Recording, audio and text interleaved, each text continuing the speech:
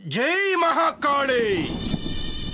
இனிமே நான் வைக்க போற ஒவ்வொரு அடியையும் ரொம்ப எச்சரிக்கையோட வைக்கணும்.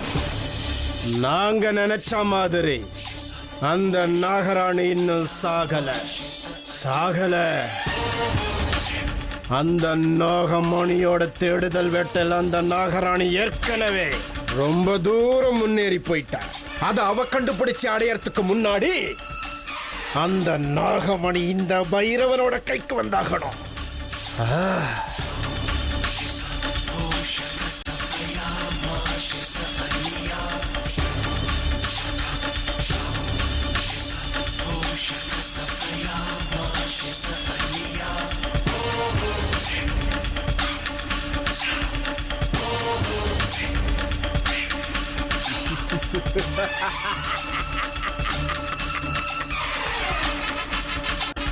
நாகமணி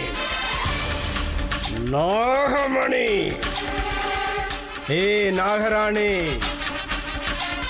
இந்த விஷயத்துல இந்த பைரவன் உன்னை விட ஒரு படி முன்னேறி இருக்கான். எப்படி தெரியுமா?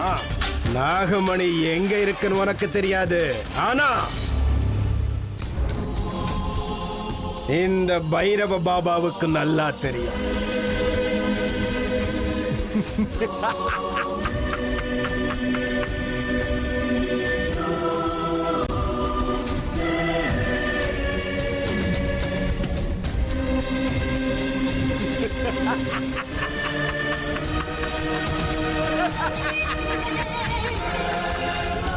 ஆனா அந்த நாகமணியை எப்படியாவது விஷ்ணு கையில இருந்து பறிச்சே ஆகணும். ஆனா எப்படி? விஷ்ணு கிட்ட இருந்து அந்த நாகமணியை எப்படி பறிக்கிறது?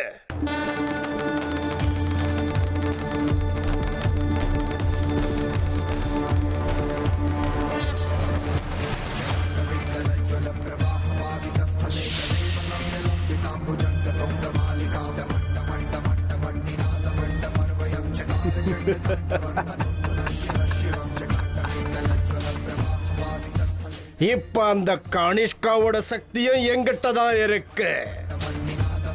அத வச்சுக்கிட்டு நான் என்னோட காரியத்துல முன்னேறி போகணும்.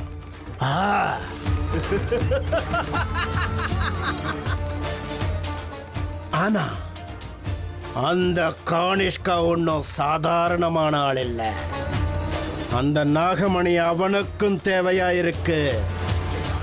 ஒருவேளை தப்பி தவறி அந்த கானிஷ்காவை இந்த யுத்தத்துல எதிர்க்க வேண்டிய சூழ்நிலை வந்தா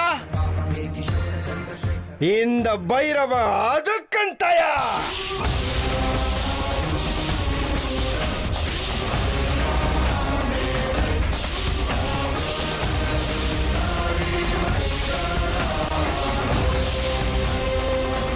அந்த நாகமணி முதல்ல என் கைக்கு வந்து சேரட்டும்.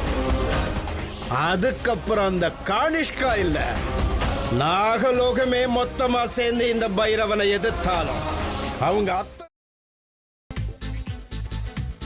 புதினா போண்டா. தேவையான பொருட்கள்: புதினா 1 கட்டு, பாசிப்பருப்பு 100 கிராம், துவரம் பருப்பு 50 கிராம், உளுத்தம் பருப்பு 2 தேக்கரண்டி, கடலை பருப்பு 2 தேக்கரண்டி, பச்சை மிளகாய் 2, இஞ்சி சிறு துண்டு, தேங்காய் துருவல் 1 கப், சீரகம் 1 தேக்கரண்டி, எண்ணெய் தேவையான அளவு, உப்பு தேவையான அளவு.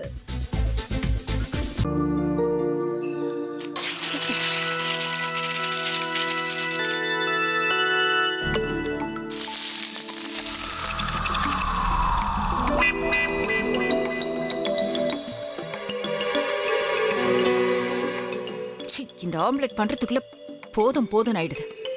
தவையோட ஒட்டிக்குது.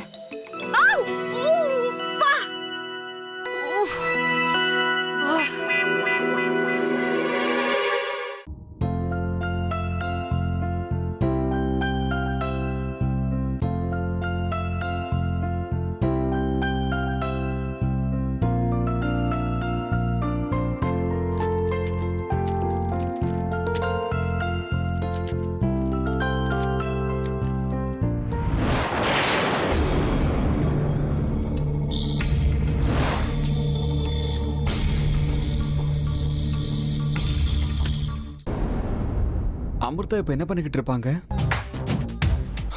நாளைக்கு எல்லாரும் சேர்ந்து அவங்க வீட்டுல பொண்ணு கேட்கறதுக்காக போறோம். என்ன மாதிரி அவங்களும் ரொம்ப எக்ஸைட்டா இருப்பாங்களோ? ஆ, அதான் ஃபோன் நம்பர் இருக்கே, ஃபோன் பண்ணி கேட்டுடலாம்.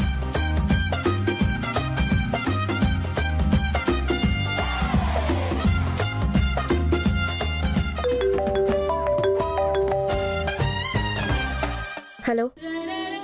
ஆஹா, தேன் மாதிரி உங்க வாய்ஸ் ரொம்ப ஸ்வீட்டா இருக்குங்க.